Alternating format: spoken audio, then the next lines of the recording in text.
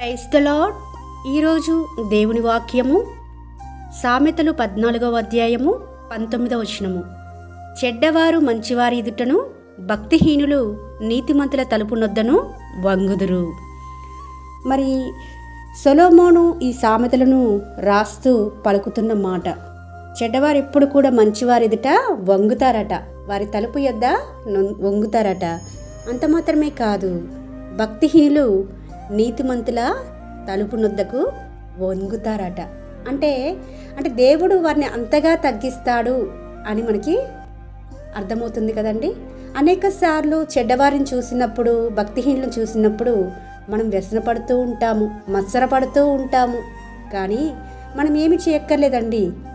మనము భక్తిలో ఉండి, నీతిమంతులుగా ఉండి, మంచివారిగా మరి మన జీవితాన్ని కొనసాగిస్తూ ఉంటే ఆటోమేటిక్గా దేవుడు చెడ్డవారిని, భక్తిహీనులను వంగేలాగా చేస్తాడు, అణచివేస్తాడు, క్రింది స్థాయికి తీసుకువెళ్తాడు. మనమేం ప్రత్యేకంగా చెయ్యక్కర్లేదు. చెడ్డవారిని చూసి మనం మత్సరపడవలసిన అవసరం లేదు. వారు పైకి అభివృద్ధి చెందినట్లుగా కనిపిస్తారు, ఆశీర్వదింపబడిన వారుగానే కనిపిస్తారు. కానీ పరలోక సంబంధమైన ప్రతి ఆశీర్వాదంని కోల్పోతున్నారని వారికి తెలియదండి. మనకైతే గొప్ప వాగ్దానాలు ఉన్నాయి, పరలోకమందు మన పౌరసత్వం ఉంది. అయితే చెడ్డవారిగా, భక్తిహీనులుగా ఉన్నవారు ఈ లోకం వరకు మాత్రమే వాళ్ళు ఆశీర్వదింపబడిన వారిలాగా, దీవింపబడిన వారిలాగా అందరి దృష్టిలో వర్ధిల్చిన ప్రకారము ఉంటారు. అంతేకాని పరలోకంలో వారికి ఎటువంటి పౌరసత్వం కానీ, పరలోకంలో ఎటువంటి స్వాస్థ్యం కానీ, బహుమానం కానీ, జీతం కానీ వారికి ఇవ్వబడలేదు.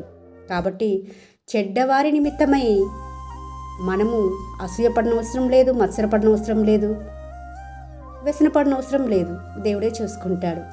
మనం ఎంతవరకు మంచివారిగా ఉంటున్నాము, అందరి పట్ల మంచి మాటలు తెలియచేస్తున్నాము, మన దేవుడే మంచివాడు కదండి. యెహోవా ఉత్తముడని రుచి చూచి ఎరిగి తిని అని ఉంటుంది కీర్తనలు కదా. అంటే ఉత్తముడు అంటే మంచివాడని అర్థం. నా మంచితనం అంతా నీ ఎదుట కనపరచదనని మోషే కనపరుస్తాడు. అంటే మన దేవుడు మంచివాడైనప్పుడు, ఆ దేవుని పిల్లలుగా ఉన్న మనము మంచివారుగా ఉన్నప్పుడే కదండి చెడ్డవారు ఎంత విర్రవీగినప్పటికీ దేవుడు వారిని అణగదొరుకుతాడని ఈ వాక్యంను అర్థం చేసుకోవలసిన వారిగా ఉంటున్నామని ప్రభుపేట మనవి చేసుకుంటూ మీ సహోదరి ఎలిజబెత్ రాణి.